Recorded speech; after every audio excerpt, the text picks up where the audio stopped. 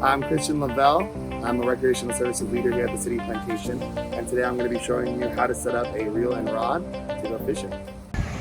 So what you're going to be doing first is most of the rods and reels that you buy are going to come already pre-lined, and once you have your rod and reel set up, you're going to pull this clutch back and we're going to start to ring it. So find that string. On my end, it's on this side, and we're going to start to pull it up. Give yourself some slack and place the bottom on the floor so you can grab it and begin to ring it through the guides here.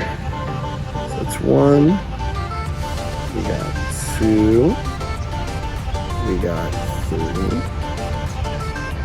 And as you come up, make sure the line isn't damaged or looks unsavory in any way, because that will make you lose your fish. And then once you come up to the top, try to get it through that top one. Give yourself some room. I pulled down to about the 3rd guide, and then you can come down to the bottom and slam that clutch shut. Then we have a taut line, and all the way at the top we should have it taut enough to where it can pull this down. Okay, so what we're going to do next is a little bit more dangerous. We have a very sharp hook with a barb. This is what we consider a worm hook, and we're going to thread it through the line, through the hole in the hook. Make sure if you're younger you have a parent or guardian with you to do this, because it is very dangerous. And once we pin it through that hole, we're going to grab the end of the line and we're going to start to twist. You're going to twist just till you feel comfortable. This is the only thing holding that worm to your line, is this hook here. You do not want to lose it. So once we give a few twists, at the end, you're going to see there's still a hole at the top where the hook hole is, you see? So we're going to grab the end of the line and we're going to pin it through. Just like that.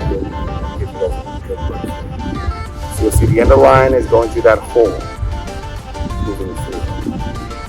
And now we're going to pull the end of the line, give it some slack, and then pull that line so you can tighten it. Tight, tight, tight, tight. Boom, there it is. So now we have a hook and a very strong twisted knot. So the next part is going to be baiting our hook. Now the best way that I've found to do it is by having the hook in one hand, having the worm in the other. We're going to go through the front of the worm.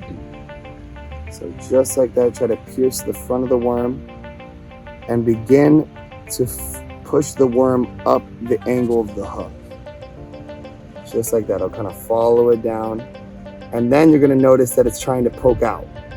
When it starts to poke out, push the hook through the bottom of the worm. Just like that. You see it coming out the bottom.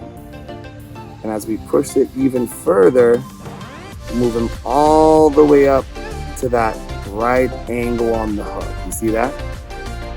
Then we're going to twist our worm, twist the hook, and place the end of the barb right at the bottom through just a tad, just so we get a little bit of poke on the top. And then we can push our worm even further up, and hook even further in, boom. And that is the best way I found of doing it, because as soon as that fish tries to latch on, the first thing he's getting is the barb.